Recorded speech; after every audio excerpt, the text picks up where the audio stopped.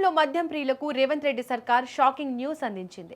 ఇప్పటికే నిత్యావసరాలు గ్యాస్ ధరలతో సతమతమవుతున్న సామాన్యుడిపై ఇప్పుడు మద్యం ధరల భారం పడబోతోంది.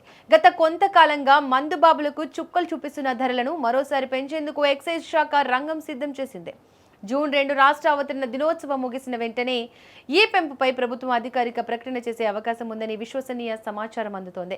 రాష్ట్ర ఖజానాకు ఆదాయాన్ని పెంచాలనుకునే లక్ష్యంతో పాటు తయారీ సంస్థల నుంచి వస్తున్న ఒత్తిళ్లను పరిగణలోకి తీసుకుని ఈ కీలక నిర్ణయం తీసుకున్నట్లు తెలుస్తోంది. వాస్తవానికి మద్యం తయారీలో వాడే ముడి సరుకుల ధరలు అంతర్జాతీయ మార్కెట్లో ఆకాశాన్ని తాకుతున్నాయి. ముఖ్యంగా గాజు సీసాల తయారీ ఖర్చు భారీగా పెరగడం తయారీదారులకు తలకు మించిన భారంగా మారింది. పశ్చిమాసియా యుద్ధ ప్రభావం మరియు గ్యాస్ ధరల పెరుగుదల వల్ల సీసాల ధరలు 20% వరకు పెరిగాయి. దీనిపై మద్యం తయారీ కంపెనీలు ఇప్పటికే ప్రభుత్వానికి పలుమార్లు విన్నవించాయి. ఉత్పత్తి వ్యయం భరించలేక కంపెనీలు ధరలు పెంచాయని డిమాండ్ వినిపిస్తున్నాయి. ఈ పరిస్థితిని అంచనా వేయడానికి ప్రభుత్వం నియమించిన త్రిసభ్య కమిటీ పొరుగు రాష్ట్రాల్లోని ధరలను కూడా విశ్లేషించింది. దాదాపు 30% వరకు ధరలు పెంచవచ్చని కమిటీ నివేదిక ఇచ్చినప్పటికీ ప్రజల నుంచి వచ్చే వ్యతిరేకతను దృష్టిలో ఉంచుకొని ప్రభుత్వం ఆచితూచి అడుగులు వేస్తోంది.